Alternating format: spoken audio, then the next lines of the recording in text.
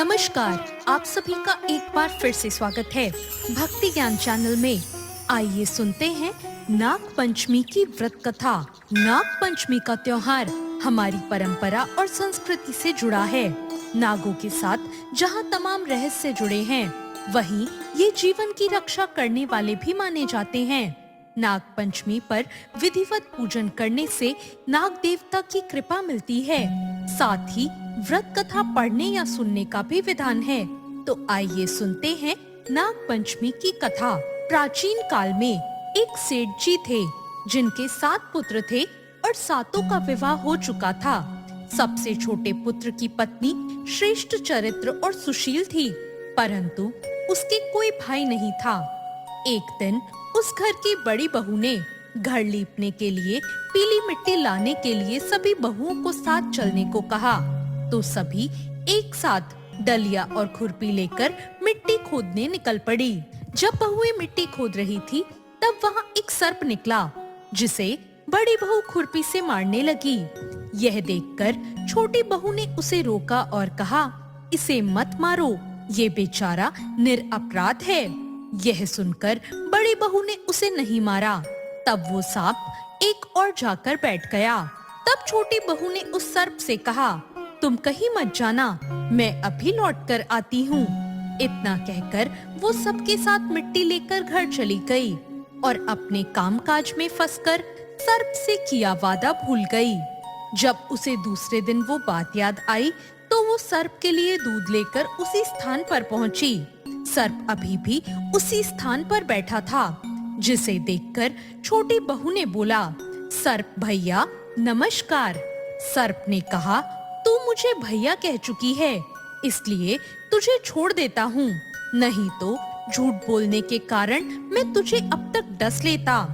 वो बोली, भैया मुझसे भूल हो गई, मैं उसकी क्षमा मांगती हूँ। तब सर्प बोला, अच्छा, तू आज से मेरी बहन हुई और मैं तेरा भाई, जो मांगना चाहती है मांग ले। वो बोली, भैया मेरा तो कोई भाई नहीं था, अच्छा हुआ जो तुम मेरे भाई बन गए। फिर कुछ दिन बीत गए, सावन आया, सभी बहुएं अपने मायके जाने लगी। छोटी बहू के कोई नहीं था, इसलिए वो उदास हो गई। इतने में वो सांप मनुष्य का रूप रखकर उसके घर आया और बोला, मेरी बहन को भेज दो। सबने कहा, इसका तो कोई भाई नहीं है, फिर तुम कौन हो? वो बोला, मैं दूर के रिश्ते में इसका भाई लगता हूँ, बचपन में ही बाहर चला गया था। उसका विश्वास दिलाने पर परिवार लोगों ने उसकी बात मान ली और छोटी बहू को उसके साथ भेज दिया। उसने रास्ते में छोटी बहू से कहा, मैं वही सर्प हूँ, तेरा भाई, इसलिए तू डरना मत और जहाँ चलने में कठिनाई हो वहाँ मेरी पूंछ पकड़ लेना। छोटी बहू ने वैसा ही किया और इस प्रकार वो उस सांप के घर पहुँच गई। सांप के घर में धन ऐश्वर्य को देखकर वो चकित रह गई और इस तरह वो सांप के घर में रहने लगी। वहाँ सांप के छोटे छोटे बच्चे थे, जो घंटी बजाने पर दूध पीने आ जाते थे। एक दिन सर्प की माता ने कहा, मैं काम से बाहर जा रही हूँ, तुम बच्चों को दूध ठंडा करके पिला देना। लेकिन उसे इस बात का ध्यान नहीं रहा कि दूध गर्म है और उसे लगा कि दूध ठंडा हो गया।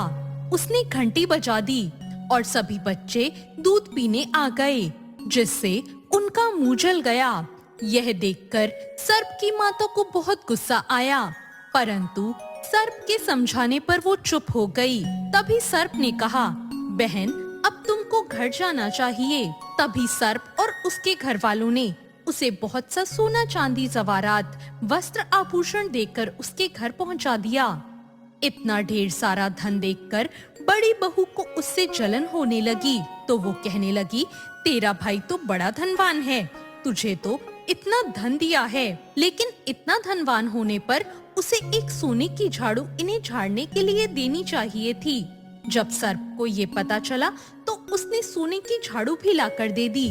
सर्प ने छोटी बहू को हीरे मणियों का एक अद्भुत हार दिया, जिसकी प्रशंसा उस राज्य की रानी ने भी सुनी और वो राजा से बोली, कि सेठ की छोटी बहू का हार मुझे चाहिए।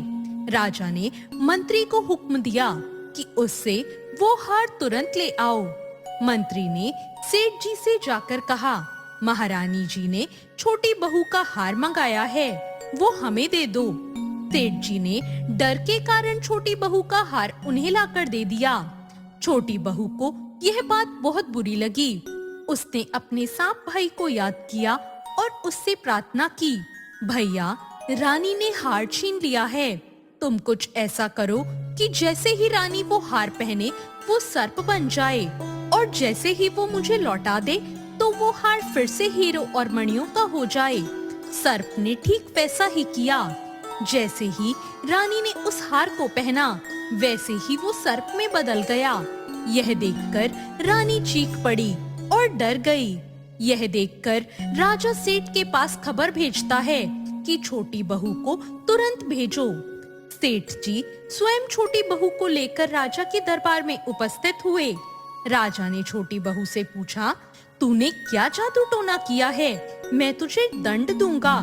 छोटी बहू बोली, राजन, क्षमा कीजिए, ये हार ऐसा ही है, मेरे गले में हीरो और मणियों का रहता है, और अगर कोई और इसे पहनता है तो ये सर्प बन जाता है। यह सुनकर राजा ने उस सर्प बने हार को उसको देकर कहा, अभी पहनकर दिखाओ। छोटी बहू ने जैसे ही वो हार पहना, वो हार हीरो और मणियों का हो गया। यह देखकर राजा प्रसन्न होकर उसे बहुत सी मुद्राएं देकर पुरस्कार सहित उसे विदा करता है। उसके धन को देखकर बड़ी बहू उससे ईर्ष्या करती है और वो अपने पति को सिखाती है कि पता नहीं छोटी बहू के पास इतना धन कहाँ से आया। यह सुनकर छोटी बहू के पति ने अपनी पत्नी को बुलाया और कहा, ठीक ठीक बता, ये धन कहाँ से आया है। तब वो दुखी होकर फिर से अपने भाई को याद करती है। उस समय सांप प्रकट हो जाता है और कहता है, यदि मेरी धर्म बहन के आचरण पर किसी ने संदेह किया तो मैं उसे खा जाऊंगा। ये सब मैंने ही उसे दिया है। कहते हैं कि उस दिन से नाग पंचमी का त्योहार मनाया जाने लगा और स्त्रियां सांप को भाई मानकर उसकी पूजा करने लगी। तो ये थी नाग पंचमी की कहानी। आपको ये कहानी कैसी लगी? कमेंट करके जरूर